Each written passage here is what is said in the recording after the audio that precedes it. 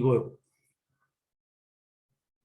en esta tarde, en la continuidad de la manera de continuar justamente con la pasión según el Evangelio de San Juan, hoy tendríamos que ver, que podamos, sobre la despedida de Jesús, que será una despedida a modo de discurso,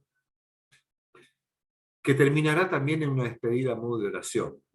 Es como, pareciera como una especie de gran celebración que se va a dar acá. Después de la cena, ustedes imagínense una estructura litúrgica de esta manera. Donde está la cena, que sería como la Eucaristía, viene una gran predicación, cambiamos un poquito el orden, pero de allí después viene una oración. Entonces, entre la cena, el discurso y la oración, pareciera que el Evangelio nos está presentando la pasión de Jesús, o el inicio de la pasión de Jesús, como una gran liturgia que va a desembocar en el juicio y en la crucifixión. Vamos a ver algunos elementos que tiene lo que es para nosotros el día de hoy, simplemente ver alguna cierta estructura que nos puede presentar el Evangelio de Juan. A ver, espérenme un segundito. Bien. Perfecto.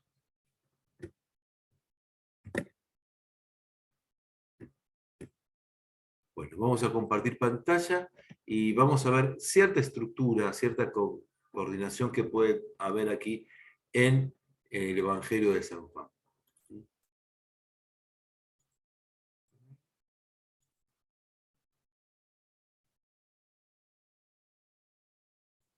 Muy bien. Dígame, ahí creo que... Muy bien. Se ve más o menos, ¿no?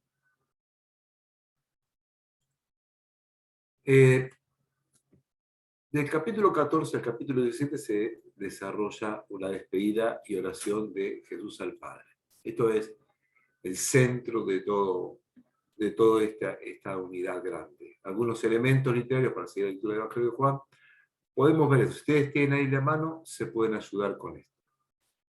El texto, con el que comienza el capítulo 14, no se inquieten, crean en Dios y crean también en mí, que está en el 14.1, inicia un discurso muy largo. Observen que el discurso abarca capítulo 14, capítulo 15, capítulo 16. Muy largo y muy bien armado. Y todo desemboca en la oración del capítulo 17. Esta oración se la llama sacerdotal, como si Jesús estuviera ejerciendo el sacerdocio por la característica de mediación. Como Él reza al Padre por nosotros y por todo el mundo, al considerarse una oración de mediación, se la llama también al capítulo 17 la oración sacerdotal. En estos capítulos se desarrollan temas centrales. Es como si tuviéramos todo el contenido de los temas del Evangelio aquí. El amor, la relación de Jesús con sus discípulos y el mundo, la partida hacia el Padre, la presencia del Espíritu y la salvación del mundo, y muchos más. Ahora, en cuanto a las estructuras, ustedes saben, el Evangelio de Juan no fue escrito, el capítulo 1, versículo 1 hasta el 21, todo de corrido, sino que ha habido varias redacciones. Es por eso mismo que uno puede encontrar algunos saltos, algunos cruces, donde las redacciones se intercalan o se entrecortan. Fíjense, 14.1 parece ser en realidad la continuación del 12.50. Y yo leo 12.50 porque yo no hablé por mí mismo. El Padre que me había dado me ordenó lo que debía decir y anunciar. Y yo sé que su mandato es vida eterna. Las palabras que digo las digo como el Padre me las ordenó. Y en el capítulo 14, versículo 1, se puede continuar de esta manera. No se turben, crean en Dios, crean también en mí. Pareciera que esa continuidad habla del Padre, habla de Él, y entonces justamente la continuidad de todo esto pareciera ser crean en Dios y crean también en mí. Esto es muy importante para el Evangelio de Juan. Entre ambos discursos, entre el discurso del capítulo 12 y el discurso del capítulo 14, se intercala la cena del capítulo 13. En cuanto al capítulo 13, si tomamos el capítulo 14, 31, ¿eh? Cuando Jesús dice, levántense, vamos de aquí, parece ser la continuación del 13:30. Estas son cosas que puede interesarnos o no, pero para que vean cómo está desorganizado u organizado el texto. Fíjense, si yo leo 13:30, después de recibir el bocado, Judas salió de allí. Era de noche. Y Jesús dice, levántense, vámonos de aquí. Como que esa sería la continuidad. Y estaría más de acuerdo con el esquema sinóptico. Ahora, podemos ver también ciertos temas duplicados que se repiten dentro de todos estos capítulos. Siguiendo un esquema. Esto después ustedes lo pueden ver en sus Biblias. El primero del capítulo 14 al 1:14. El tema es Jesús. El capítulo 14, versículo 15 y 17, el tema es el Padre. Capítulo 14, versículo 18 a 22, el tema es el Espíritu Santo. ¿Qué les sugiere esto a ustedes, gente? ¿Qué les sugiere? La Trinidad. La Trinidad. Si bien todavía Juan no la expresa de un modo explícito, pero llegar a esto es una manera muy importante para después terminar en los concilios trinitarios. Luego viene el tema de la vid, el gran discurso sobre la vid, como cortando otra duplicación. Y esta duplicación, si ustedes la leen, vamos a recorrer un poquitito, son casi exactamente iguales. Lo que aparece en esta parte y en esta parte. Fíjense, 16, 12, 14, el tema es el Espíritu. Y dice las mismas cosas, ¿eh? 16, 15, 22, el tema es Jesús. 16, 23, 27, el tema es el Padre. Del 16, 28, 33 es una conclusión. Ahora, después viene todo el capítulo 17 de la oración al Padre. Esa es llamada oración sacerdotal. Donde 10 versículos está dedicado a los discípulos, reza por los discípulos, 17-20 reza por todos, y 21-20 por la unidad de todos. Esto mostraría varias cosas. De hecho, los temas teológicos que tenemos aquí hablan de cierto interés en el Evangelio de Juan de elaborar todo muy teológicamente. Porque ¿sobre qué va a apoyar el tema de la unidad? La va a apoyar sobre el tema de lo que podríamos discutir después, sobre el tema de la Trinidad.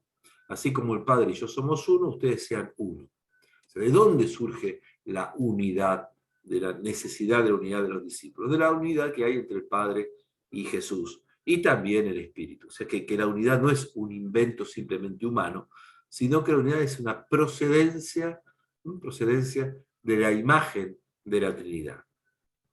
Así como la Trinidad está unida por el amor, también el amor va a tener que unir a los mismos discípulos.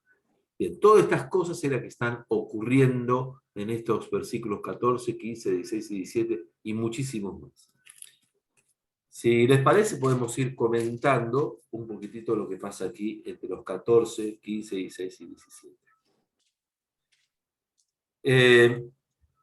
El 14 arranca con que no se turben, no se asusten, no se conmocionen. Crean en Dios y crean también en mí. Esto aparece, o sea, muchas de las cosas que están en el Evangelio de Juan en algún momento vienen de otros lados y aparecen en otros lados, porque esto también va a aparecer en el 14:27.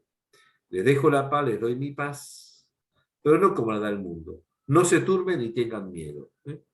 Lo mismo decía en 14, no se turben, no se turben. Jesús en el Evangelio de Juan busca que su situación no genere miedo en los discípulos. Esa es la idea. Pero además, crean en Dios y crean también en mí, también tiene una referencia en el 14:12. Les aseguro que quien cree en mí también hará las obras que yo hago, e incluso obras mayores, porque yo voy al Padre. Esto de creer en Él, miren, hay una cosa de la cual, perdonen que no se habla demasiado. Entonces hay que hablarlas en algún momento y hay que aprovechar los momentos para hablarlas. Parece que estamos en un momento, fin del siglo primero, o digamos ya años 60, 50, 70, en donde Jesús se transforma para las comunidades en objeto de culto. ¿Qué quiere decir esto? En los sinópticos no aparece la idea de que hay que rezar a Jesús o creer en Jesús. Jesús viene a traer el reino, Jesús viene a traer la palabra de Dios, muere, perfecto, pero no sale más allá como si fuera un gran mensajero o un gran profeta de Dios. Lo que vamos a ver aquí entre el 14 y el 19 y el 17 son muchas referencias en las que hacen a Jesús como mediación, a Jesús como objeto de fe y Jesús como objeto de culto. Todo lo que me pidan, se los voy a dar. Esto es el paso que se está dando en la iglesia de considerar a Jesús como presente dentro de la divinidad, o al menos empezar a intuir el tema de la divinidad de Jesús. Porque esto no podría darse en el judaísmo. En el judaísmo no se puede creer en algo que no sea Dios. Acá ahora empezamos a hablar también en creer en Jesús. Pedirle a Jesús, que Jesús pida. Estamos dando un paso teológico en el Evangelio de Juan que no se daba en los sinópticos. Y de esto nosotros derivamos después de rezarle a Jesús, de pedirle a Jesús y de considerar a Jesús como nuestro mediador y como nuestro revelador. Me parece importante decirlo porque el culto a Jesús no es algo que surgió de un día para el otro el día de la resurrección. El día de la resurrección, Jesús resucitó. Pero de a poco después, eso se va transformando en que Jesús es aquel al cual hay que rezarle, el cual reza por nosotros, el cual hace mediación por nosotros. Esto es un proceso que se fue dando, gente. Por eso me parece importante rescatarlo, retomarlo, tenerlo, para que veamos que nuestra fe tiene una historia y que nuestra fe se fue también, fue también descubriendo cosas nuevas. ¿Se entiende esto? Sí. ¿Alguna pregunta sobre esto? Porque esto no sé si se dice muchas veces, pero me parece que también hay que... Sí. Ya venimos avanzando de hace unos cuantos años en estos cursos y ya estamos necesitando comer alimento más sólido, ¿no? José Luis, sí, una pregunta. Yo quiero preguntarte si este proceso de culto a Jesús se da también porque estaban los escritos ya de Pablo. Sí, seguramente. Por ejemplo, Filipenses. Al nombre de Jesús toda rodilla se doble en el cielo y en la tierra, por ejemplo. Ahí tenemos un caso concreto de las primeras cartas que escribe Pablo, más o menos en el año 50, antes del año 50, donde también es un texto muy revelador, que además no es de San Pablo, seguramente ese himno, sino de otro más. Pero sí, está en el pensamiento de Pablo, sí, está en el pensamiento de Pablo y empieza a aparecer en otras comunidades también. Así que muy bien, Alejandro, muchas gracias. No se puede extender en todas las cosas, pero está bien que lo llames a la atención. Me parece muy bien. Gracias. Bien. Un montón de cosas. En la casa de mi padre hay muchas moradas. Esto porque les está prometiendo que le va a preparar un lugar. Sobre esto podemos hablar millones de cosas, pero son muchos capítulos y algún día podemos hacer un año del capítulo 14, 15 y 16, nada más, y ahí nos vamos a despachar un montón. Pero fíjense que entre el 1 y el 4, se desarrolla el proceso de la encarnación, del origen, la encarnación y el retorno de Jesús, que se va a repetir en bastantes versículos. Cuando yo me haya ido, dice, en la casa de mi padre mucha verdad, voy a preparar el suelo. Cuando yo me haya ido, volveré de nuevo y los llevaré conmigo, para que donde yo estoy, también ustedes, donde yo voy, ustedes ya conocen el camino. Bien, hay un proceso entonces, vine del Padre, que se va a repetir, vine del Padre, vine aquí, vuelvo, pero los voy a llevar conmigo. Quiere decir que la relación entre Jesús y los discípulos es tan íntima y tan fuerte que los va a llevar con él. Versículo 5. Tomás le preguntó, Señor, si no sabemos dónde vas, ¿cómo vamos a conocer el camino? Esto es muy curioso también, porque él no dice dónde va, pero sin embargo dice, voy al Padre. Entonces, va a haber muchas cosas donde el diálogo no parece ser tan coherente. Era ahí cuando le va a contestar esas frases sobre el camino, la verdad y la vida, como el objeto, no solamente de fe, sino el objeto en el cual nosotros, o los cristianos, vamos a poner la fe. En tiempos del Antiguo Testamento, el camino era la Torá.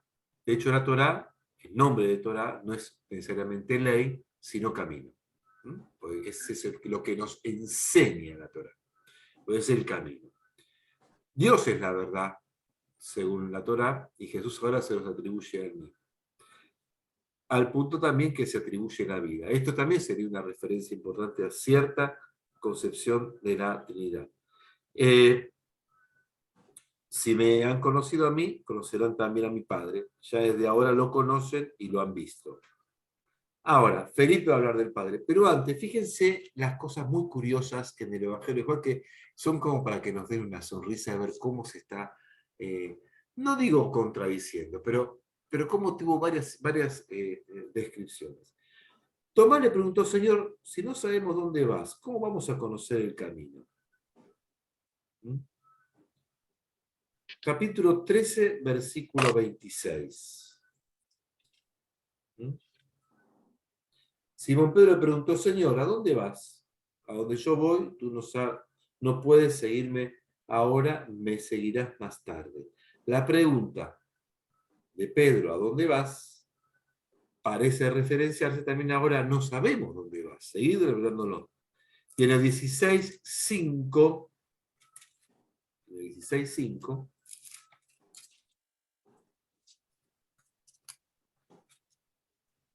ahora me voy al que me envió. Y ninguno me pregunta a dónde vas. ¿Cómo ninguno me pregunta a dónde vas? Se lo ha preguntado a Tomás y Pedro también lo estaba anunciando. Ven cómo simplemente lo que se muestra aquí, lo que quiero mostrar, es que la redacción no siempre es tan lógica y tan continuada, pero además las preguntas de dónde va Jesús parece ser que es una pregunta, o dónde está, o dónde fue, era una pregunta muy fuerte de la comunidad que escribe este Evangelio. ¿Por qué? Porque era necesario saber dónde estaba Jesús cuando ya no se lo veía más. Estamos hablando del año 100, 110, 120. ¿Dónde está? Y Jesús está. ¿Dónde? En los seguidores. ¿Está lejos? No, parece ser que sigue estando acá. Entonces, lo que va mostrando este capítulo 14 y 16 es toda una reflexión sobre dónde fue y dónde está. ¿Dónde fue y dónde está? Fue al Padre. ¿Y dónde está? En nosotros. Pero si fue el Padre, tiene que estar en el Padre, pero resulta que el Padre y Él están en nosotros, como lo va a decir un poquitito más adelante. Felipe, sigo en el capítulo 14, versículo 8. Felipe replicó, Señor, muéstranos al Padre y eso nos basta. Y entonces le dice, ¿cómo le decís, muéstranos al Padre? Y que dice justamente, versículo 11, créame que yo estoy en el Padre y el Padre está en mí.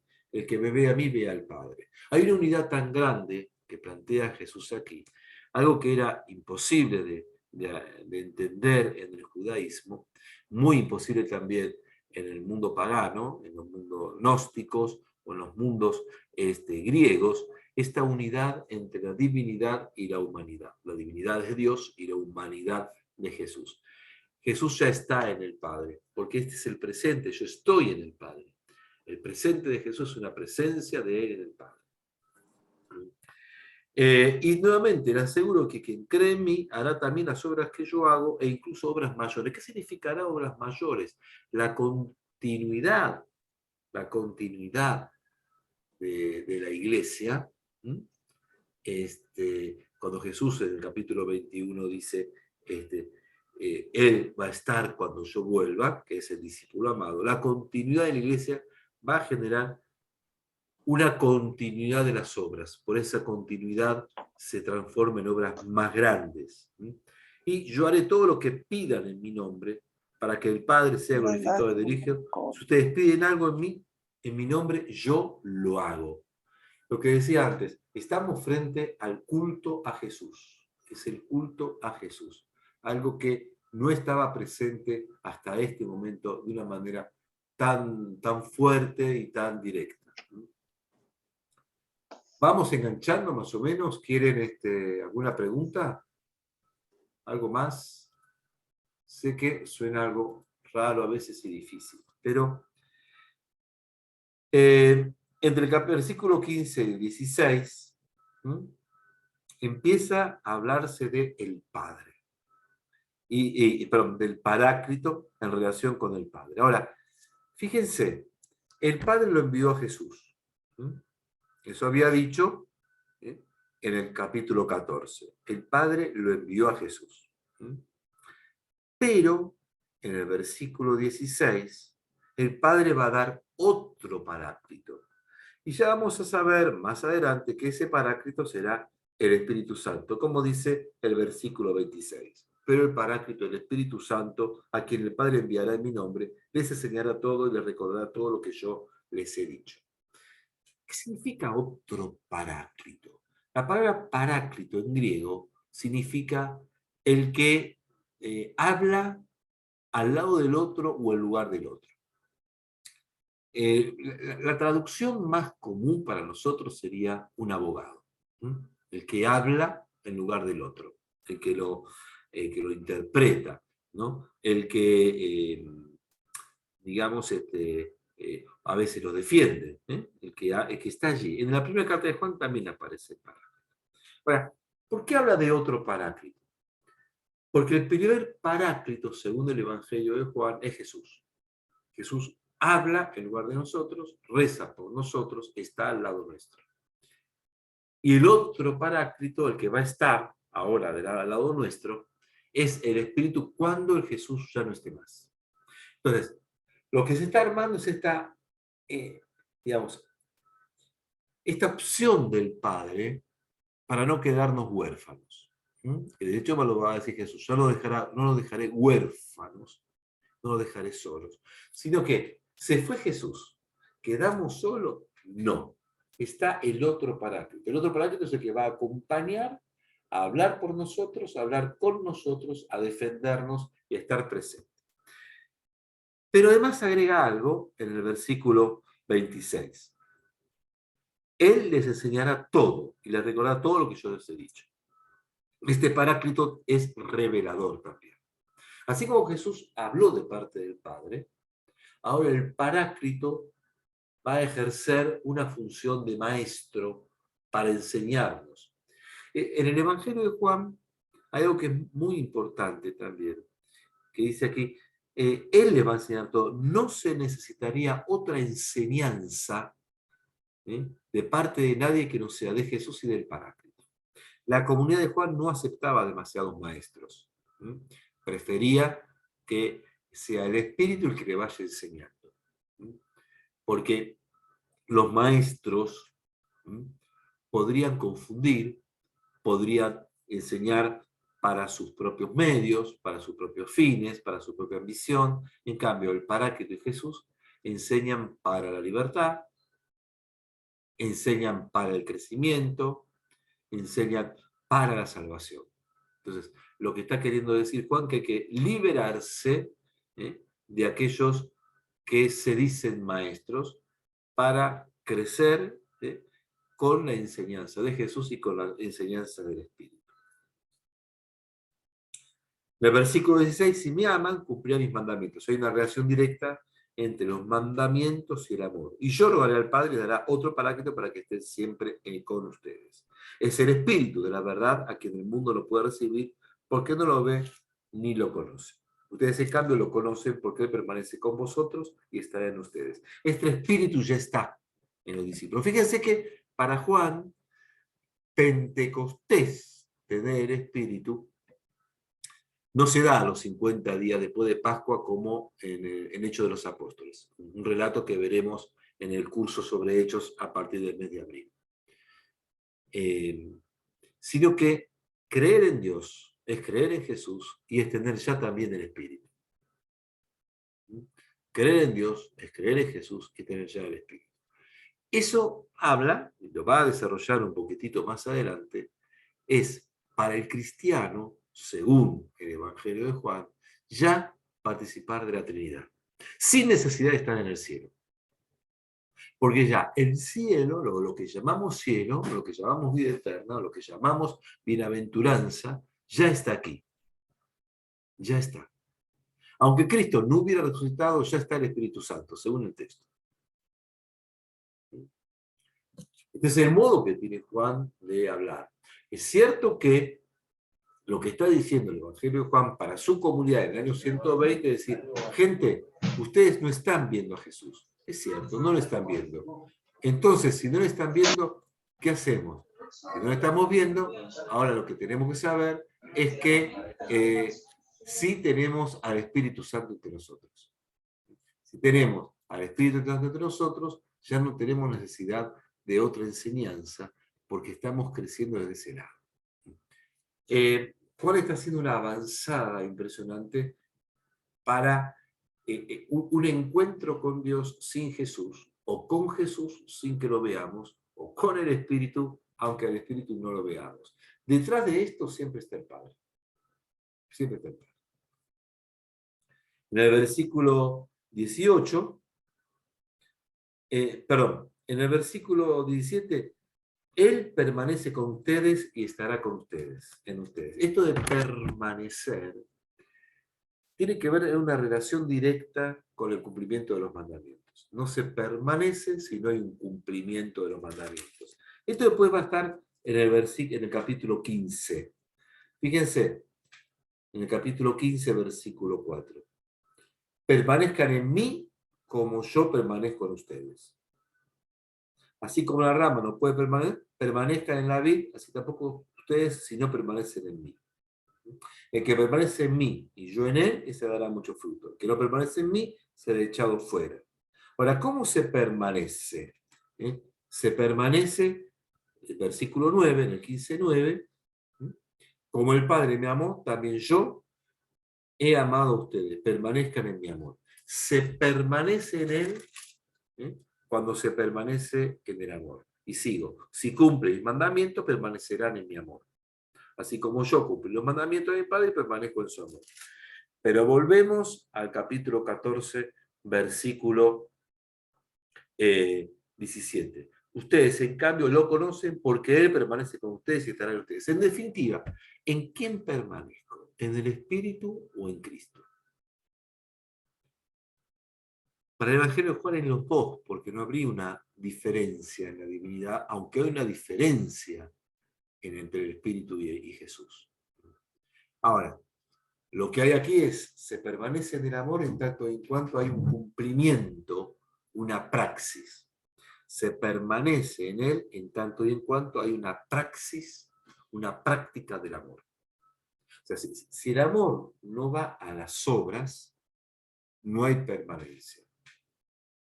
Si el amor no se expresa en las obras, no hay esa convivencia entre el Padre, el Hijo, el Espíritu y el creyente. Que siempre es en plural, en ustedes, entre los creyentes. ¿Planteos o preguntas?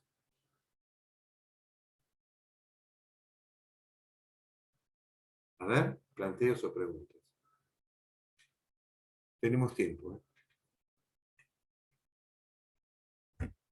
¿Seguimos? Seguimos.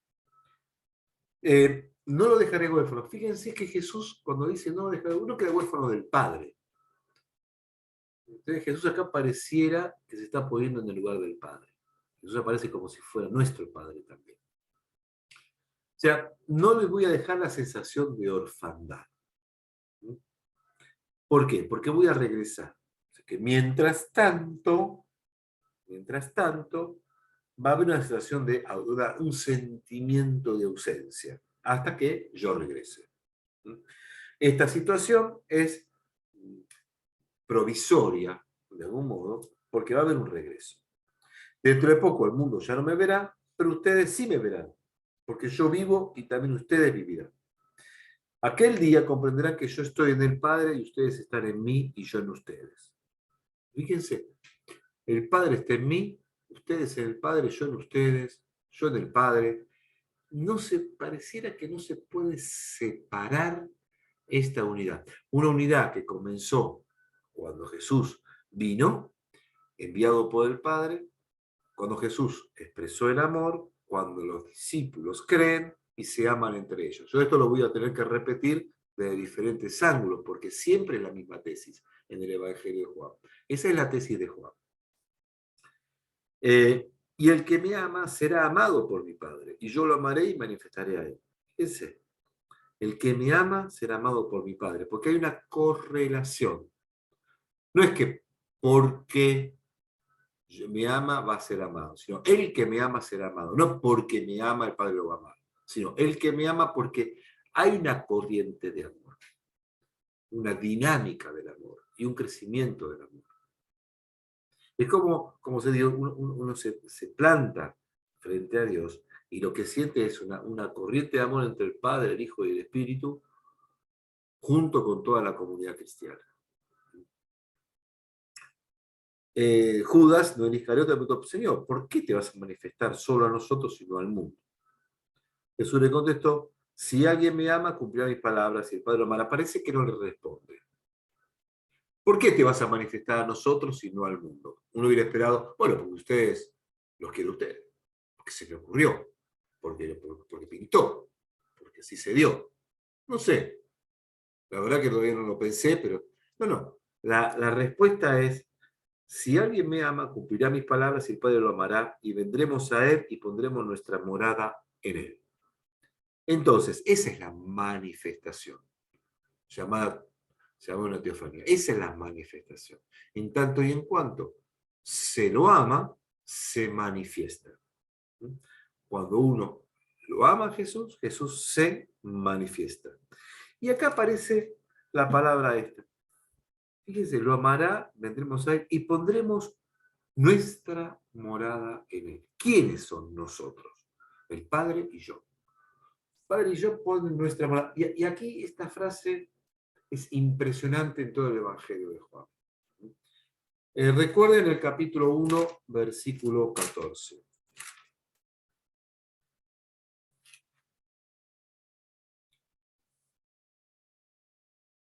Y la palabra se hizo carne y puso su morada entre nosotros. Puso su morada entre nosotros. Y acá me dice, y pondremos nuestra morada en él. La morada de Dios no está fuera. Además, esto de poner la morada hace referencia al Primer Testamento, donde Dios puso su morada entre el pueblo, en el santuario, en la tienda, en la carpa, mientras acompañaba a todo el pueblo. La morada de Dios después fue el templo, donde Dios habitaba. ¿Me van siguiendo? Ahora, ¿dónde habita, según el capítulo 1, versículo 14? Entre nosotros, como si fuera un nuevo templo. Y de hecho, una acusación contra Jesús dijo que iba a tirar el templo, y él iba a ser el templo. Ahora, poner la morada, después en el capítulo 4, perdón, no quiero perderme esto, en el capítulo 4, en el diálogo con la samaritana, se dice claramente que ya no va a haber templo.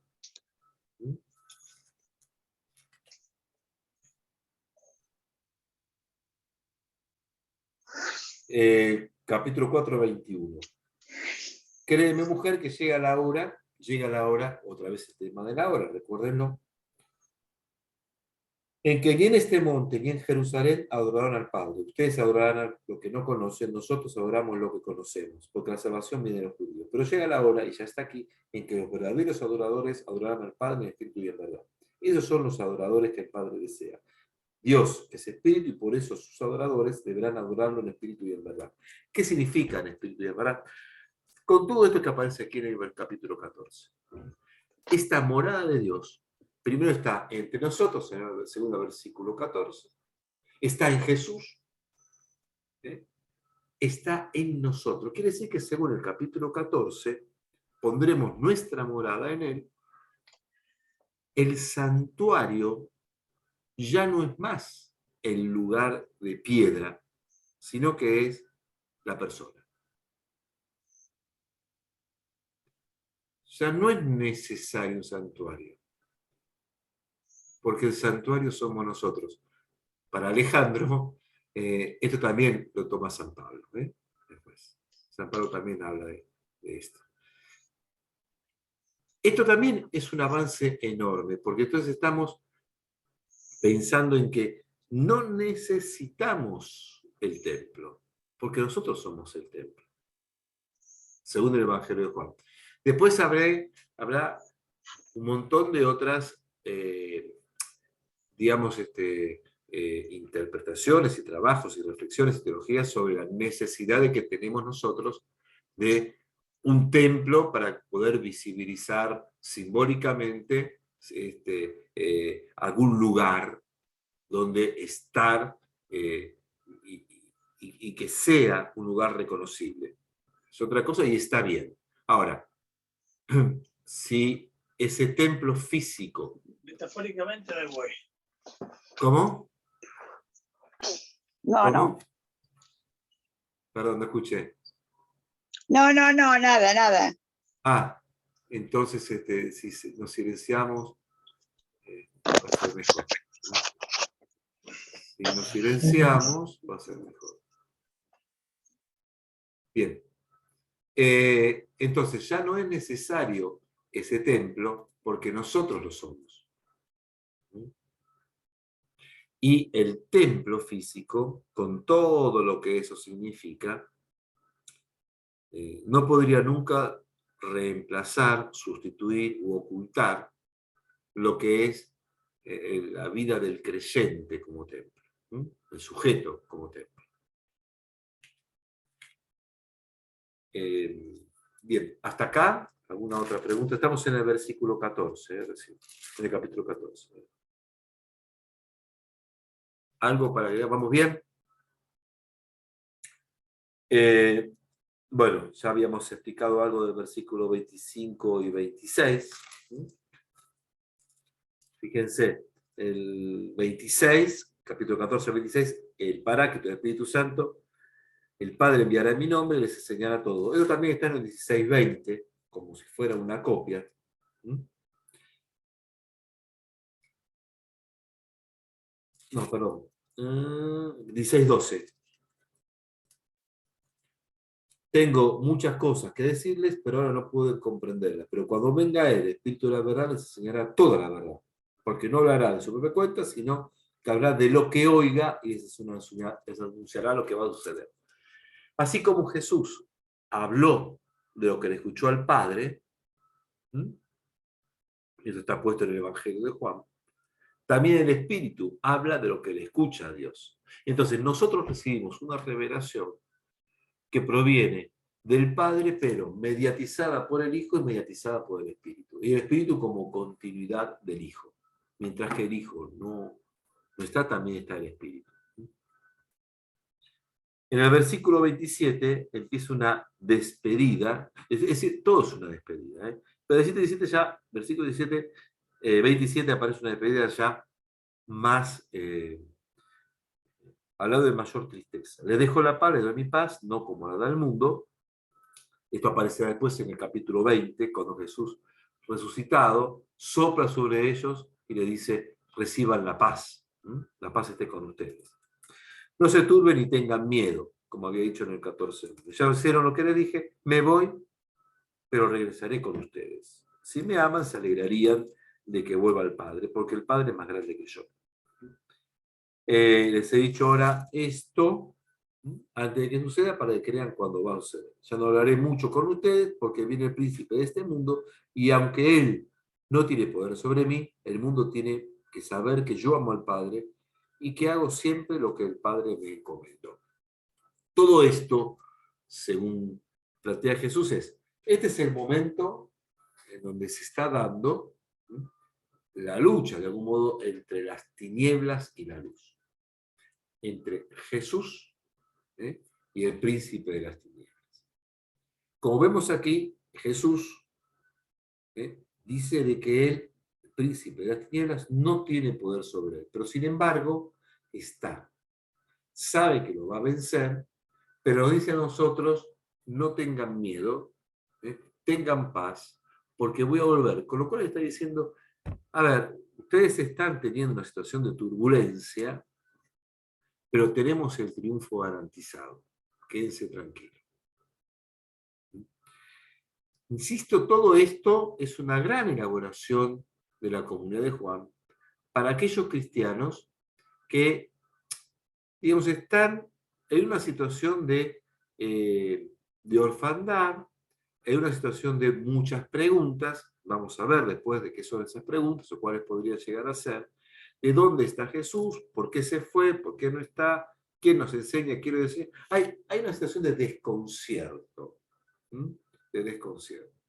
Además, en el Evangelio de Juan se ve también que hay muchas influencias en la comunidad de Juan.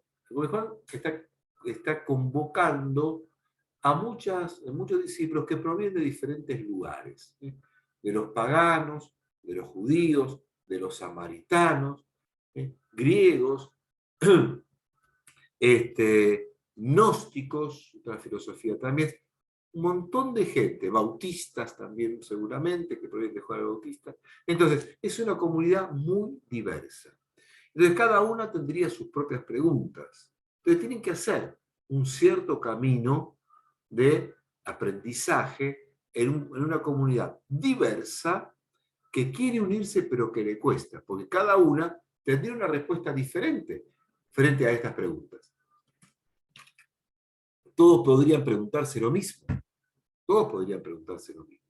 Pero las preguntas van a exigir diferentes respuestas de acuerdo justamente al lugar de donde se responde. ¿Estamos de acuerdo? Eso va a aparecer un poquitito más adelante. El capítulo 15, versículo 1 al 11, arma como la gran, por así decirlo, la gran parábola. Que no es una parábola es una comparación entre la vida. Este discurso lo hemos escuchado, lo conocemos muchas veces. Yo soy la vid verdadera y mi padre es el viñador. Cuando Jesús dice siempre la vid verdadera, el buen pastor, la palabra verdad o bondad, siempre en el Antiguo Testamento está referido a Dios. En el Antiguo Testamento está referido a Dios. Con lo cual, la vid verdadera es como diciendo la vid de Dios. Recuerden que a Israel se le llamaba también la viña de Dios. Entonces, Jesús es como esa nueva viña de Dios, como ese nuevo pueblo de Israel. Pero además hay muchos elementos en el relato de la vid, no lo voy a leer todo, pero ya ustedes lo conocen, lo pueden leer después. Insisto que hay que leer los textos, porque esto no sirve si no. Para el texto, la vid es un espacio de convocatoria, de raíz y convocatoria. Y la vid se extiende en esas ramas y el tronco y toda la vid sería Jesús. Y las ramas serían cada uno de los cristianos. Símil, Pablo cuando dice Jesús es el cuerpo y nosotros sus miembros. Si quieren, más o menos así. Esto habla de una idea de ser iglesia. Una idea de ser iglesia. Una unidad que se da entre Jesús y cada uno de los cristianos, porque los cristianos son esas ramas, pero también entre los cristianos entre sí, porque ellos van a permanecer en el amor siempre y cuando permanezca el amor con Jesús. Ahora, pertenecer a esta viña, a esta vid, ¿implica necesariamente la salvación? No. Pertenecer a esto no implica la salvación, porque si no se da fruto, se la corta y se la tira al fuego, no sirve. ¿Y qué es lo que mostraría la necesidad, la posibilidad de continuar estando en la rama? Los frutos. ¿Cuáles serían los frutos? Para el Evangelio de Juan, los frutos son el amor. No hay otro. Los frutos son el amor. Después, en la primera carta, se va a desarrollar un poquito más sobre esto. El fruto es el amor. Y recuerden también la palabra de Jesús del Evangelio de Juan: yo soy el grano de trigo. Si el grano de trigo no cae en tierra y no muere, no puede dar fruto. Solamente se puede dar fruto desde la muerte y resurrección.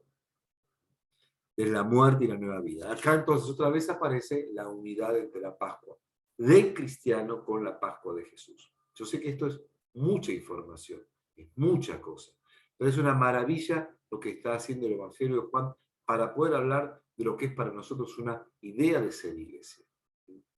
No todos los que están en la iglesia permanecen en la vida de Jesús. Están, pero no permanecen. ¿Por qué? Porque no hay amor. No todos los que están allí dan fruto. ¿Por qué? Porque no son capaces de dar amor. Entonces, ¿qué se hace? Se los corta y se los tira al fuego. Se terminó. Basta. No, porque ya tuvieron la oportunidad. Para el Evangelio de Juan, la gente tuvo la oportunidad de optar. En cuanto que optó, se opta. Para el Evangelio de Juan es una vez que se opta. Es dramático. Es tajante. Pero tácate. Si vos ya conociste a Jesús, se terminó. Es como Judas. Era de noche y se fue. Y chao, no hay retorno, se fue. Él eligió irse y no va a retornar. Pero no es porque se lo condena porque Dios se enojó, sino porque el que se fue no quiere volver, no va a querer volver. Así lo interpreta Juan.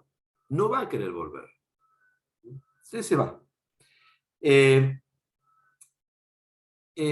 tema de lo que parece aquí otra vez, el tema del permanecer, a partir del versículo 5, permanecer en él es... Perdón. Sí. Perdón, José Luis, ¿cómo unís esto de que optás y estás adentro? Como cuando nosotros hablamos de la conversión, que decimos que la conversión es un proceso de toda la vida, no de una vez. Entonces, ¿cómo El Evangelio de Juan es dramático, acabo de decir, es tajante. Vos tuviste la oportunidad, hiciste un camino. Una vez que llegaste y te llegás a volver atrás, no tenés retorno, no puedes volver. Pero el Evangelio de Juan, si te fuiste, te fuiste. Sonaste. Sí. Esto es muy duro para nosotros. También aparece en la primera carta de Juan y aparece muy fuerte en la carta de los Hebreos. Es decir, que en la primera comunidad, si llegaste a Jesús, conociste todo. Si conociste todo y lo dejaste es porque no querés estar más acá. En el caso de lo que hablamos, primera conversión, a ver, se explica eso para nosotros, a ver, que ya estamos justamente en un proceso más bien de purificación, de reposición, de constante ida y vuelta, pero no nos fuimos, ¿sí? No, claro. Nosotros podemos decir, la pifiamos en esto, en aquello, pero no nos fuimos. ¿Sí? Es como decir, a ver, me entregué totalmente a Jesús y después de eso me dediqué a matar gente. Y decir que te fuiste. No vas a volver, no vas a querer volver, salvo que pase algo muy fuerte. Pero Juan lo interpreta con que si hiciste eso, ya no tenés retorno. No tenés retorno. Porque mataste al autor de la vida, con lo cual ya no hay retorno. Esto no quiere decir que no haya, pero para Juan es así. Juan ve toda la historia como un juicio. Ese juicio es ahora. Esta es la hora. Recuerda el tema de la hora. Esta es la hora. Este es el juicio. Acá está el Paráclito, que es el abogado defensor, que es Cristo, que es el Espíritu Santo. Ellos nos defienden y estamos acá. Ahora, si yo no doy ese fruto, entonces no hay lugar, o sea, no tenés espacio, no tenés más lugar. Ese es el dramatismo con que Juan plantea la historia.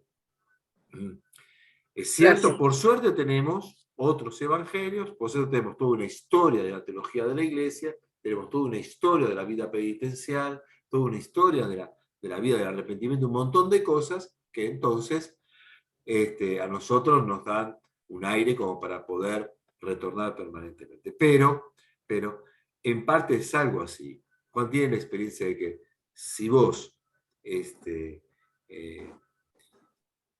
una agachada a Jesús, yendo exactamente para el lado opuesto de Jesús, vos elegiste el lado opuesto. Judas eligió el lado opuesto. Era de noche, pum, eligió el lado opuesto. Lo eligió. Puede ser que también esté asociado al tema de la fe, al tema de la fidelidad, del amor a Jesús, más allá, porque después está, bueno, como vos decís en otros evangelios, o la parábola del hijo pródigo, o sea, siempre se puede volver al Padre. O sea, Siempre. si no, no hablamos de un Dios misericordioso. No, por eso, pero estoy hablando Pero de Jesús. es como una cosa como el vacío de Dios, como haber Sí. conocido la oscuridad, el vacío de Dios. Uno conoció todo, tuvo todo y después se fue. Claro. Entonces, no sentirá el vacío porque considerará que el vacío lo va a empezar a llenar con otras cosas, porque algo te lo tiene que llenar.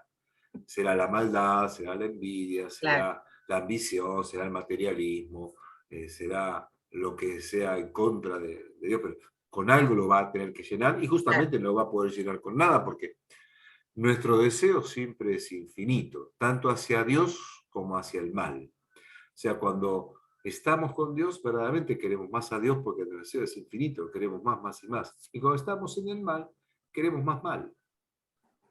Porque el deseo no se sacia nunca. No hay saciedad. Claro. Bien, entonces, en el versículo 9,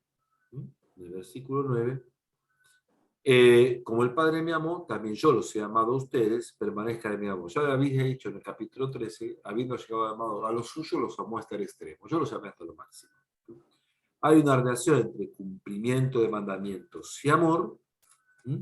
Y fíjense en el versículo 11, estas cosas se las he dicho para que mi alegría esté en ustedes y para que su alegría sea plena. ¿Qué es todo esto que nos dijo?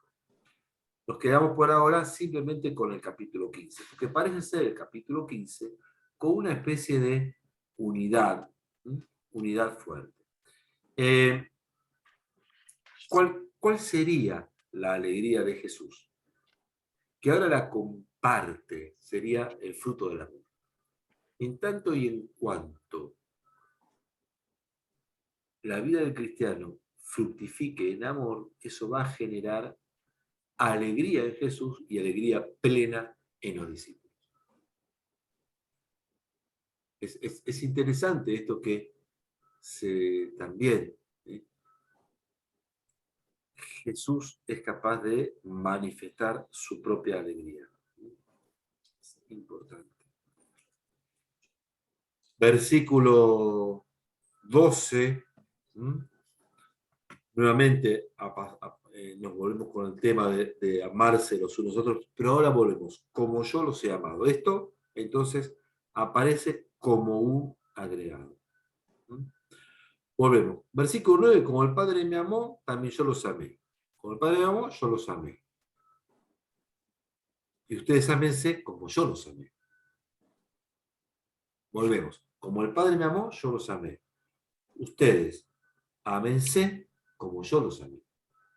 ¿Cómo nos amó? Capítulo 13, versículo 1.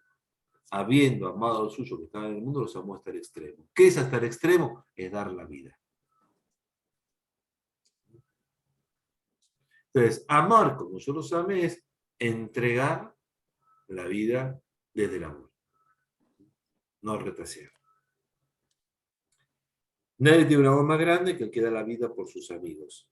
Y acá, otra vez, recuerden que Jesús se había sacado su túnica y tomó la condición de esclavo. ¿Se acuerdan? De siervo, habíamos dicho, de servidor. ¿Mm? Sin embargo, acá ahora entra en otra dimensión. ¿Sí? Como él viene a entregar la vida, no la hace como servidor, sin duda, porque vino a servir, y eso lo dijo, pero agrega una palabra, como amigo, un título de Jesús, ¿eh? Que no había aparecido. En el Antiguo Testamento a Moisés se lo llama amigo de Dios, a Abraham también se lo llama amigo de Dios, y ahora Jesús nos llama, a nosotros, sus amigos. Esto también es algo como para que nosotros reflexionemos en el contexto de la pasión. En el contexto de la pasión. Ustedes son mis amigos, hay una condición, que es justamente cumplir los mandamientos. Entonces, hay un círculo constante, que es un círculo virtuoso. Cumplir los mandamientos, amar, ser amigo, amar, cumplir los mandamientos, ser servidor, amar, cumplir los mandamientos, que el Padre mora en uno, amar, cumplir los mandamientos, el Espíritu Santo mora. O sea, todo ese círculo vicioso está como rayado, tiene flechas hacia todos lados. El hacia todos lados implica que el Evangelio de Juan conecta toda la vida espiritual de uno con la revelación de quién es Dios. No me eligieron ustedes a mí, sino que yo los elegí a ustedes y los destiné para que vayan y den fruto, y un fruto que permanezca. Así, el Padre les concederá todo lo que piden en mi nombre. Esto es lo que les mando, que se amen los unos a los otros. Y ahí corta. Ahí termina todo el discurso de la vid y el discurso del amor.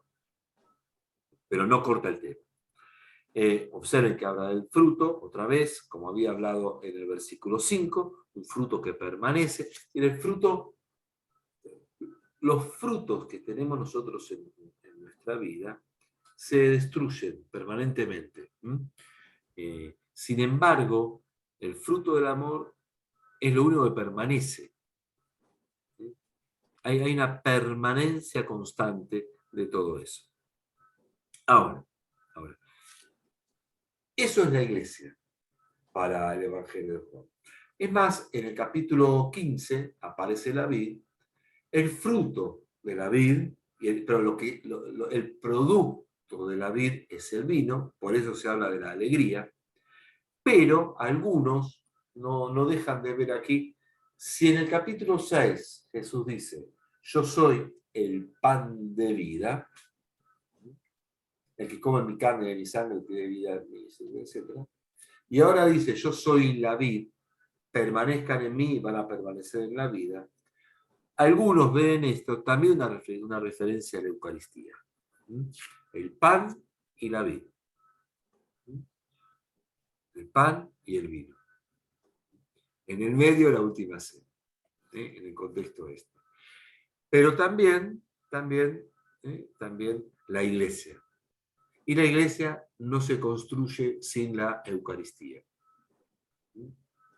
Ahora, fíjense que volvemos y volvemos. Esta Eucaristía no se podría vivir sin el contexto de la comunidad que vive el amor.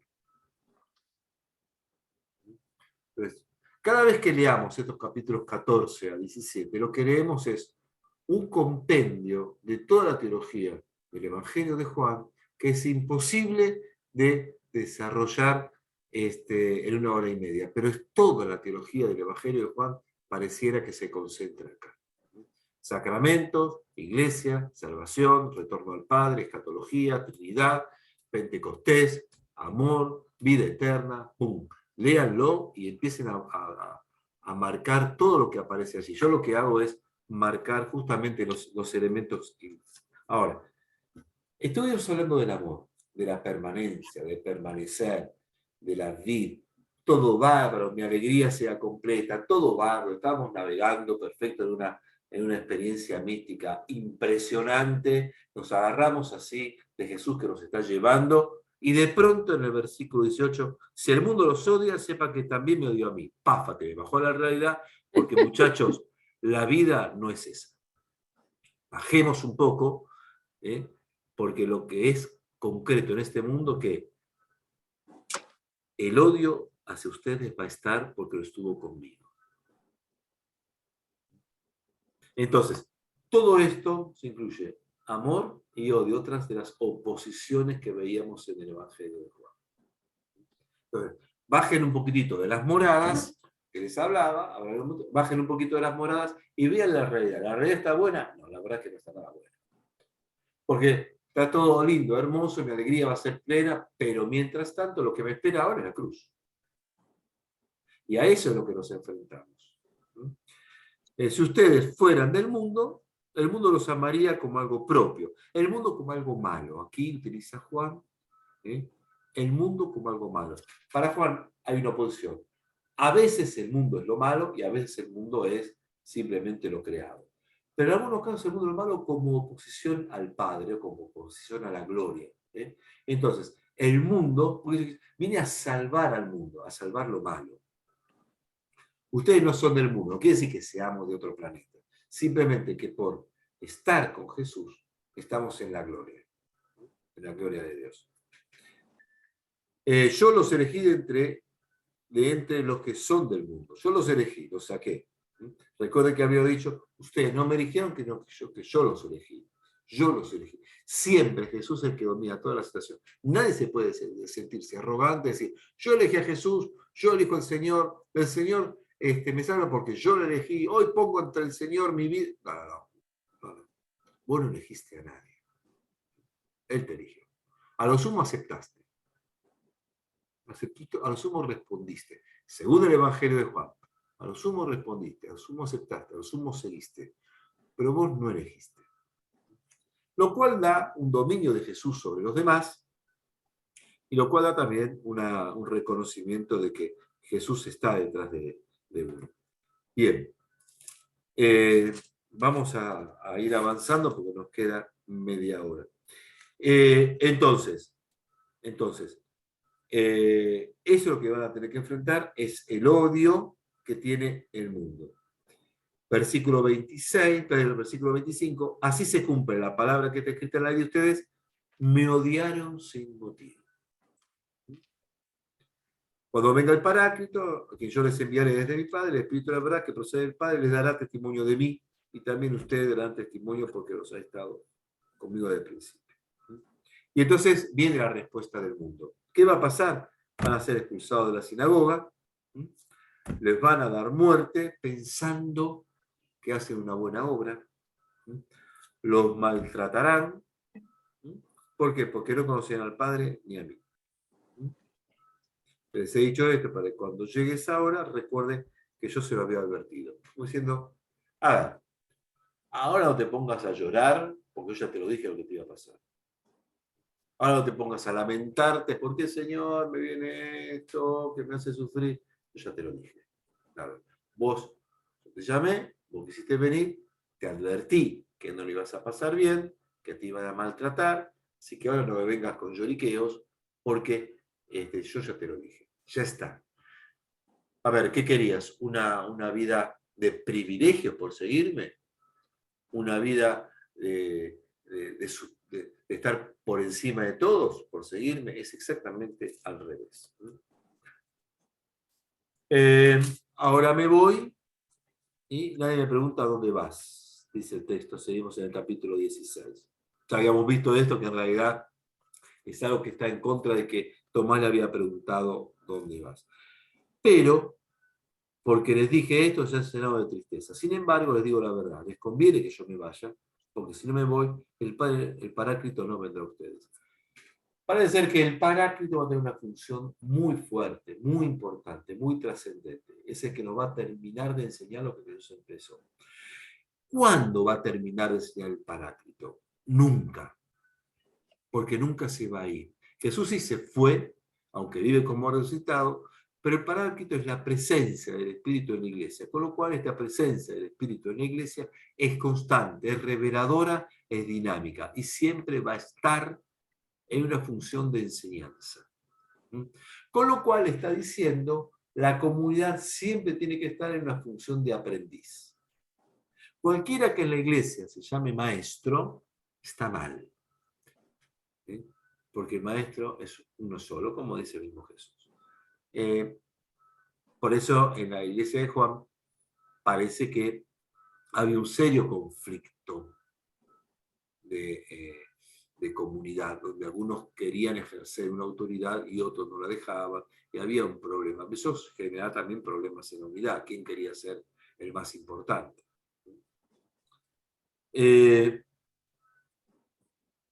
Versículo 12, saltamos. Tengo muchas cosas que decirles, pero ahora no pueden comprenderlas, pero cuando venga el Espíritu de la verdad, les enseñará toda la verdad. Toda la verdad, ¿cuál va a ser? A lo largo del mundo. Porque no hablará por su propia cuenta, sino que hablará de lo que oiga y les anunciará lo que va a suceder. Así como el Padre habló en su momento a los profetas, así Cristo habló en su momento a los discípulos, así el Espíritu hablará en su momento a la iglesia. Son 3 momentos en la historia de la salvación según esto. El Padre a todo el pueblo de Dios, Jesús a sus discípulos inmediatos, el Espíritu a toda la iglesia. Se trata de enseñanza. Con lo cual esto significa que nunca deberíamos dejar de aprender. Fundamental. Versículo 10, otra vez seguimos con las despedidas. Dentro de poco, 16, perdón. Dentro de poco ya no me verán y un poco después me volverán a ver. Algunos dicen, ¿qué significa esto? Que te voy a ver, que no te voy a ver. Jesús se dio cuenta de que se estarán preguntando qué significa, dentro de poco me verán y dentro de poco no me verán a ver. Estoy en el versículo 19. Les aseguro que ustedes llorarán y se lamentarán mientras el mundo se alegrará. Por supuesto, va a haber una alegría de este mundo asesino de la verdad, asesino de la vida, asesino de la alegría, este mundo asesino de la esperanza, se alegra cuando mata a alguien que es profeta de la esperanza, profeta de la vida, profeta de la verdad, profeta de la justicia. Entonces hay una alegría de ese mundo. Les aseguro que ustedes llorarán y se lamentarán mientras el mundo se alegrará.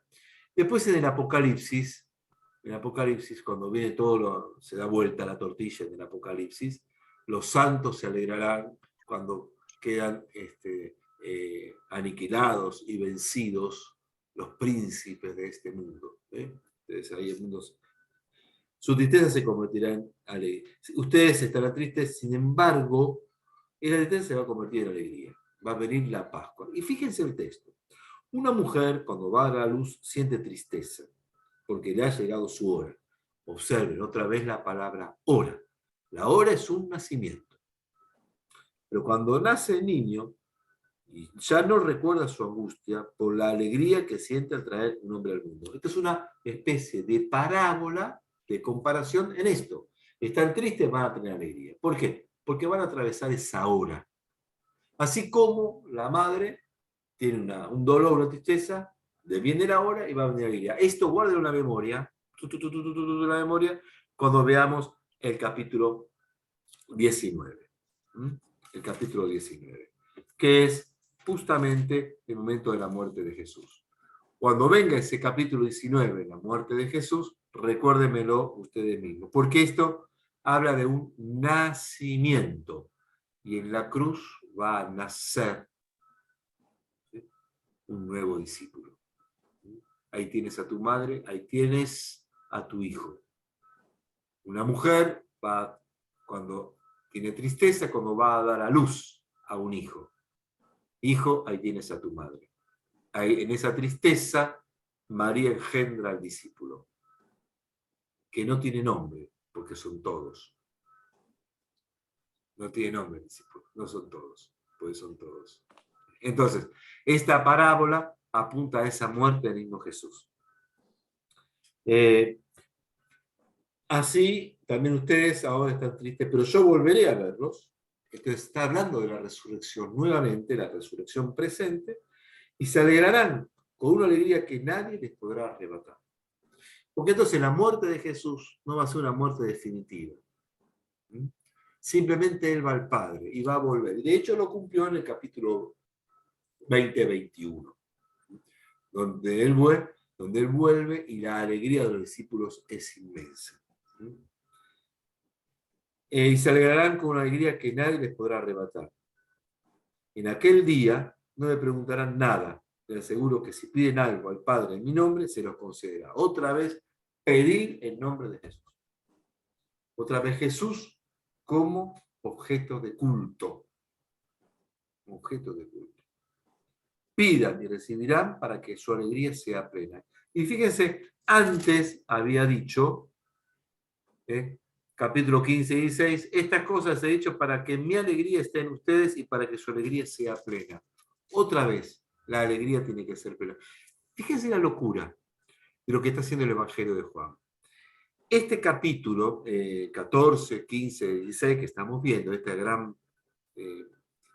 es un discurso de despedida ante la inminente muerte de Jesús. Sin embargo, en este ambiente de despedida, el Evangelio de Juan nos habla de la alegría, de la tristeza y de la alegría. Es decir, que la tristeza no puede ser algo que perdure eternamente. Y además, en la tristeza está también la alegría. Porque la alegría es una punta de esperanza. Entonces está sembrando algo el Evangelio de Juan, no solamente para lo que estaría atravesando supuestamente Jesús y los 12, sino para lo que estarían atravesando cada uno de los discípulos a lo largo de toda la historia. No te inundes en la tristeza. No te inundes en la tristeza. Porque entonces sí perdiste y te hicieron que te pierdas. No te inundes en la tristeza. ¿Por qué? Tenés que encontrar la esperanza y la alegría que está en esa esperanza. Sí, Luis, desmuteate. Desmuteate, Luis. Ahí.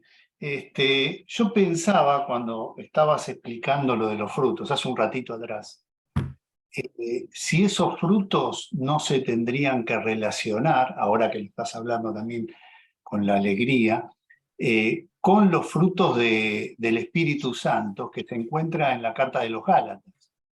¿Por qué no? ¿Por qué no? Sí, ¿No? puedes hacerlo tranquilamente, tenés toda la libertad. Simplemente que eso está en la autoría de Pablo, pero hay unas relaciones interesantes entre Pablo y Juan, ¿no? Y sí, los frutos del Espíritu son y además muchísimos más. Pablo pone algunos, pero Sí, los frutos del Espíritu, pero en los frutos del Espíritu Pablo pone la alegría también. Sí, por eso sí. Entonces, pero también podés poner la solidaridad, el compromiso, el enseñar, el atender La al humildad, enfermo, un montón de cosas. Pablo pone claro. unos ejemplos. Podés Juan poner... resume bien, amor. Bien. Sí, Juan lo resume todo en el amor, sí. Para él, de allí salta todo, sí. Si alguien más quería preguntar algo. Bueno, me parece. Bueno. Vamos a saltear un poquitín. En el versículo 28 hace un resumen de su existencia. Salí del Padre, vine al mundo, dejo el mundo y voy al Padre. ¿Ven? Ese círculo.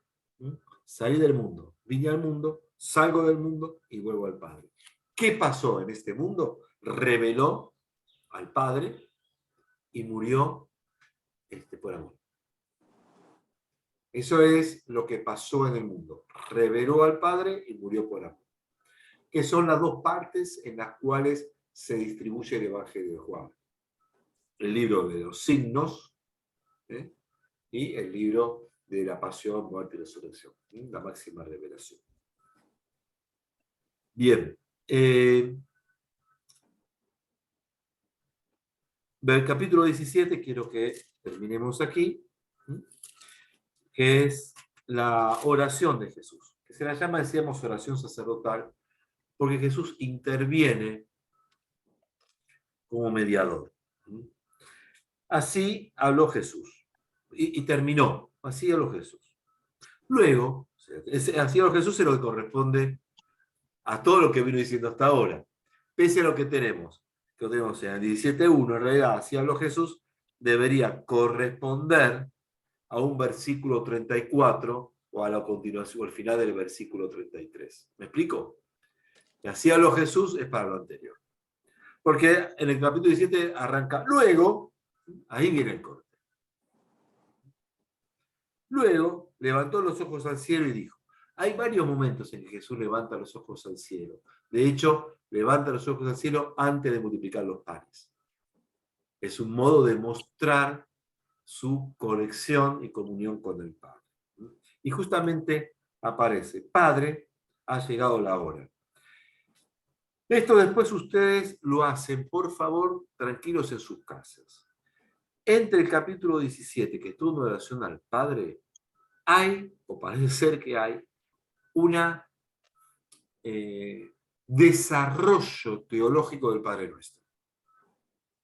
Hay elementos del Padre Nuestro, mucho más ampliado, más desarrollado, más teológico, pero esto implicaría como si alguien se hubiera puesto a explicar el Padre Nuestro poniendo en labios de Jesús como si fuera una oración.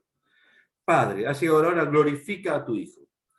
Muy parecido a santificado sea tu nombre. Glorifica a tu Hijo para que también tu Hijo te glorifique. Tú le diste poder sobre la humanidad para que dé vida eterna a todo lo que les has dado. Esta es la vida eterna, que te conozca. La vida eterna es que conozcamos a Jesús. Yo te he glorificado aquí en la tierra, llevando a cabo la obra que me encomendaste. Y versículo 6. He manifestado tu nombre. Glorificado, santificado sea tu nombre. Está muy cerquita, estamos en zona del Padre Nuestro. He manifestado tu nombre a los que separaste del mundo para protegerlos. Recuerden, el mundo aquí se ve como algo negativo. No siempre, pero aquí sí. Separar del mundo es aquellos que no se contaminaron con aquello que el mundo les proponía. ¿Qué les proponía el mundo? La muerte, la ambición, la injusticia, la mentira, el maltrato, la maldad, tú. Eso es lo que les propone el mundo. Un triunfo exitoso por un tiempo cortito y no la entrega de la vida por el otro. Eso lo va a enseñar Jesús. Ámense como yo los he amado. Eso lo enseña Jesús. El mundo enseña una visión narcisista, mientras que Jesús enseña una humanidad de donación, de entrega. El otro es de absorber a los otros para mí. Jesús enseña darse a los demás. Esto es lo que es el mundo para Juan. Ahora saben que todo lo que me han dado viene de Dios, de Él, porque les comuniqué las palabras. Y entonces le dice al Padre Jesús, yo ruego por ellos. Otra vez, la idea de culto. Ahí está. La idea de culto. Jesús rezando por nosotros, por ellos.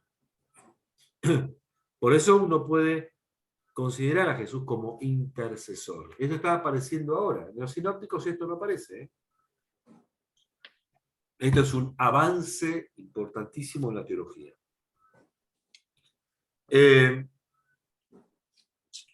Sino por los que yo ruego por ellos, no ruego por el mundo, sino por los que me has dado, porque son tuyos. Pues todo lo mío es tuyo y lo tuyo es mío, y en ellos he sido glorificado. Ya no estará más en el mundo, se va, porque va al mundo del Padre, a la casa del Padre. Pues vuelvo a ti, mientras que ellos están en el mundo. Entonces, estar en el mundo, pero no ser en el mundo, significa convivir en esta situación compleja y complicada, que es un mundo que quiere anular al hombre, mientras que nosotros no tenemos esos criterios, porque no somos del mundo. No queremos anular al hombre, sino queremos donarnos hacia la humanidad. Por eso en el cristiano se plantea, o se debería plantear, un constante conflicto Y por eso vamos a ver más adelante la frase de Jesús. Perdón, un poco antes, como lo habíamos dicho en el versículo 27 y 14-27, le dejo la paz, le doy mi paz, pero no como la da el mundo. El mundo da una paz traicionera, una paz interesada, una paz de acuerdos simplemente que se pueden tergiversar, se pueden suprimir, se pueden violentar, se pueden dejar de lado, frágil, que en definitiva entonces no es paz. Pero sin embargo puede haber una paz en medio del mundo que den los cristianos, que no va a ser la misma, es otra paz, una paz que tiene que ver con la donación y la entrega. Bien, versículo 14, yo les he comunicado tu palabra, pero el mundo los odió. Ya está, ¿se acuerdan que lo había anticipado? No digan que no les advertí, el mundo los va a odiar. Esto te está diciendo hoy. El mundo los odió. A veces el odio se manifiesta con la muerte, a veces el odio se manifiesta con el desinterés, con el menosprecio, con el no dejar al lugar, pero esa es la vida que plantea el Evangelio de Juan. En el fondo, la luz o las tinieblas, Nicodemo o Judas. Se entiende como todo tiene una relación importante en el Evangelio de Juan, cómo se va permanentemente interconectando. Padre nuestro, no te pido que los saques del mundo, sino que los cuides del mal. No nos dejes caer de la tentación, sino líbranos del mal. ¿Ven cómo hay un trasfondo de Padre Nuestro en el capítulo 17? Muy lindo esto. Quiere decir que el tipo lo conocía, pero amó su Padre Nuestro de otra manera. Así como conocía la Eucaristía, pero para eso puso el pan de vida y la vid verdadera y la última cena, y no puso la Eucaristía como lo pusieron los sinópticos en la última cena. A ver. Versículo 20. Pero no ruego solo por ellos, sino también por los que van a creer en mí por medio de sus palabras. Nosotros. Los que creímos gracias a las palabras de los anteriores y de los anteriores. Entonces, uno puede decir, el tipo se planta, reza por los apóstoles. Ah, bueno, bárbaro, pero no. Por los apóstoles mandaron la palabra, la difundieron y ahí caímos nosotros. Entonces, hoy tenemos que reconsiderar que tenemos a Jesús. Que lo dirá también la carta a los hebreos. Tenemos un sumo sacerdote, ¿sí?, que ejerce sacerdocio por nosotros. Por eso se llama oración sacerdotal. Sino también por los que van a creer en mí. Y manda, que todos sean uno, como tu Padre estás en mí y yo en ti. Que también ellos sean uno, que también ellos estén en nosotros para que el mundo crea que tú me enviaste. Yo te he dado la gloria que tú me diste para que sean uno como nosotros somos uno. Yo en ellos y tú en mí, que alcanzan así la perfecta unidad. Para que el mundo conozca que me enviaste y que los amaste a ellos como me amaste a mí. Habíamos dicho que el Evangelio de Juan no es un evangelio que mande a la evangelización. ¿Cómo cree la gente entonces? A partir de la unidad que testimonian los discípulos. No puede haber para el Evangelio de Juan una evangelización si no hay testimonio de unidad. Estamos en el horno, porque eso no lo damos ni a palos. Por eso es extremista el Evangelio de Juan, y la verdad que seguir esto, menos mal que tenemos nosotros tres, que Jesús los manda a predicar sin exigirle más que la pobreza y la libertad. Menos mal que tenemos nosotros tres. Menos mal que tenemos a Pablo, que después de Juan también, que manda otras cosas, se va a predicar y se pelea con los discípulos, se pelea con Pedro, se pelea con los demás, y así todo, la evangelización continúa. Si tuviéramos solo el Evangelio de Juan, y tenemos el Evangelio, que deberíamos ser 5 ahora, yo afuera, pero por ahí Francisco, qué sé yo, y algún otro mártir, nada más, pero ahí quedamos. Sin embargo, la existencia de que todos sean uno, ya voy a terminar, es porque en realidad les costaba ser uno. Si no, ¿por qué viene esta insistencia? Que sean uno, que sean uno, que sean uno. ¿Y por qué se lo tengo que pedir a ellos? Yo no lo puedo lograr. A ver si lo hace vos. Quiere decir que la cantidad de gente que pertenecía a esta comunidad no lograba la unidad.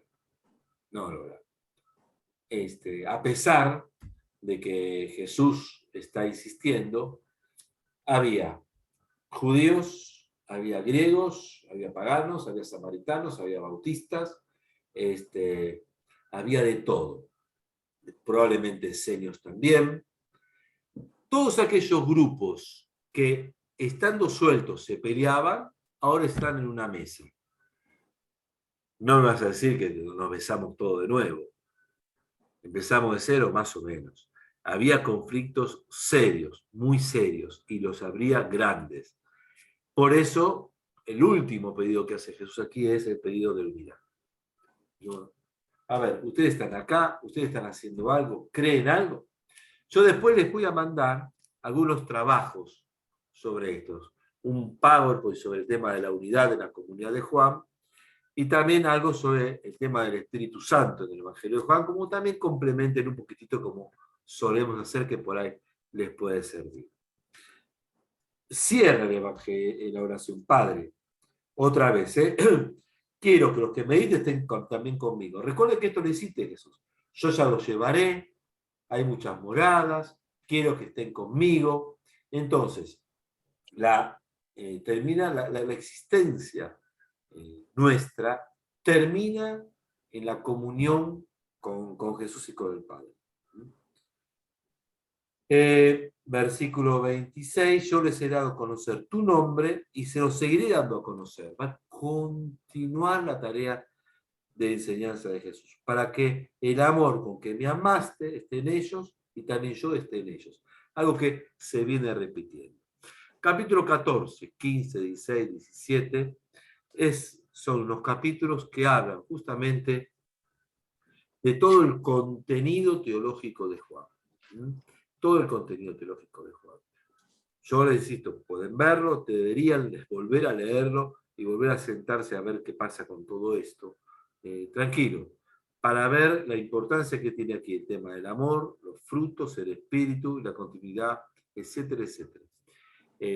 Bien, son y 31. Me gustaría, yo me extendí mucho, pero quizás algunos también tengan algunas preguntas o comentarios, no sé, aunque nos extendamos un poquitín, bueno, algunas cositas que ustedes quisieran ver en todo esto. Nada, como para agregar algo, decirme, me pegó esto, no entendí nada de todo lo que hicimos en la hora y media. La verdad que tenía ganas de irme, pero me daba vergüenza salirme. En fin, algo que a ustedes les llame la atención.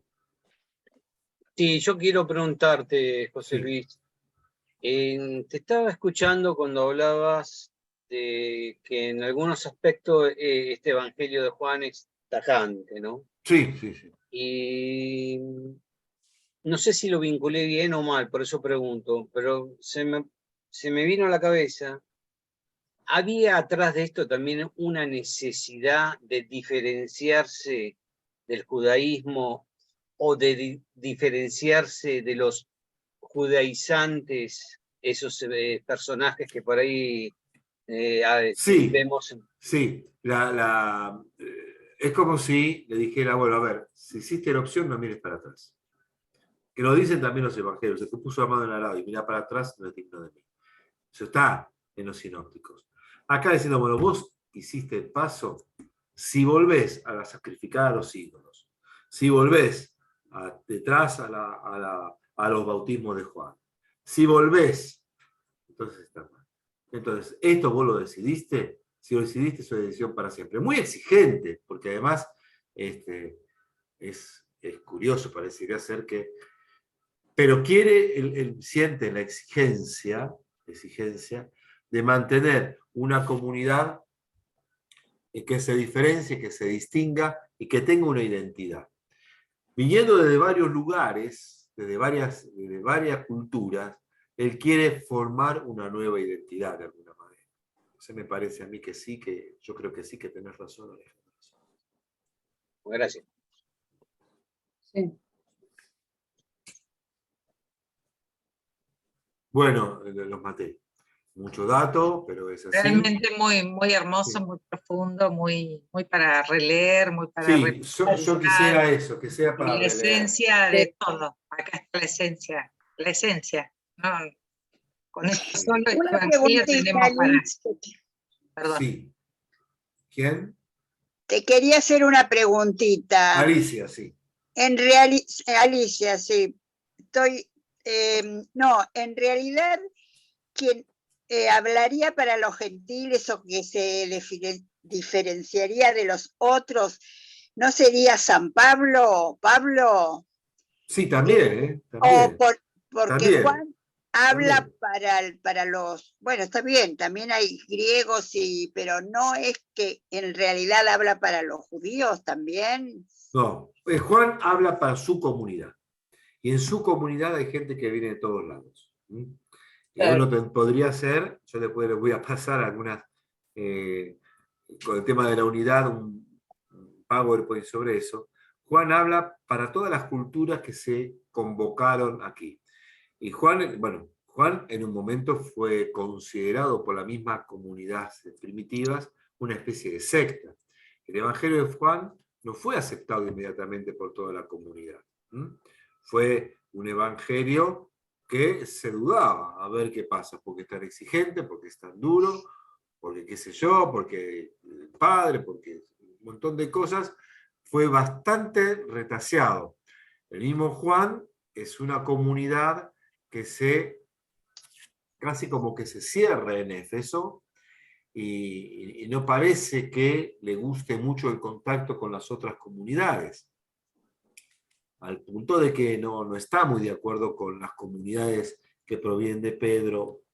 Bueno, pero esto es una historia interesante. Pero parece ser que Juan no tiene muy buena relación tampoco. Fíjense que la mayoría de las... nosotros tenemos dos tradiciones en los evangelios. La tradición llamada sinóptica y la tradición de Juan. La tradición de Juan tiene muy poco que ver con la tradición sinóptica. Sí, Muy total. poco que ver, porque no le importaba. Además, si siguió un camino. Si siguió un camino en todo. Todo. No pone la última cena con la institución de la Eucaristía, porque ya está, vamos a otra cosa. Vamos a un poco más allá. Bueno, entonces hay muchas cosas que son muy diferentes. Quiere decir que sigue una tradición diferente y que algunos decían, esto es raro. Esto es raro, entonces no había mucho contacto entre las comunidades sinópticas y las comunidades de Juan. Después entró, y cuando entró, bueno, había que armonizarlo, y en esa armonía, menos mal que tenemos los cuatro, porque si no tuviéramos a los otros tres, Juan, sería un problema, la verdad. Bien, ¿qué más, gente? No, perfecto. Hay que releer mucho. Sí, bueno, disculpen por la cantidad de cosas que por ahí no aparecían, debería haber salteado un poco más, pero muy difícil Muy difícil. encatenar todo eso. Yo lo que digo es que estoy de acuerdo con Juan porque no es fácil seguir a Jesús. No. Él nos dice amar, entonces acá si lo traes en esta época también nosotros estamos divididos, sí. Entonces sí. El perdón, amarse, entonces no es tan, o sea, no es fácil seguir a Jesús. No, sobre todo porque lo que dice Juan, el amor es dar la vida por los amigos. A ver, no es llevar el regalito el día del amigo el 20 de julio. No es mandar una tarjetita por WhatsApp. Es Estar. Claro. Roberto Carlos podía tener 1 millón de amigos, pero yo no sé si dio la vida por el 1 millón de amigos. Entonces, y a veces uno, el tema de la amistad, la banaliza demasiado, ¿no? Sí. En un currículum de trabajo, a veces vale más cuántos amigos tenés en Facebook, cuántos seguidores tenés en Facebook, que otras capacidades, y eso es real. Estamos yendo a que es más importante quienes tienen mayores amigos que quienes entregan más la vida por los demás. Es el mundo en el que estamos, ¿no? Claramente es el mundo en el que estamos. Pero por eso, para Juan, el tema de la amistad es capaz de dar la vida. Capaz de dar la vida. Bueno. Bueno, chicos y chicas, nos vemos el martes que viene, si Dios quiere. Muchísimas gracias. Bueno, Bueno. martes. Gracias a Gracias, ustedes. hasta luego. Martes.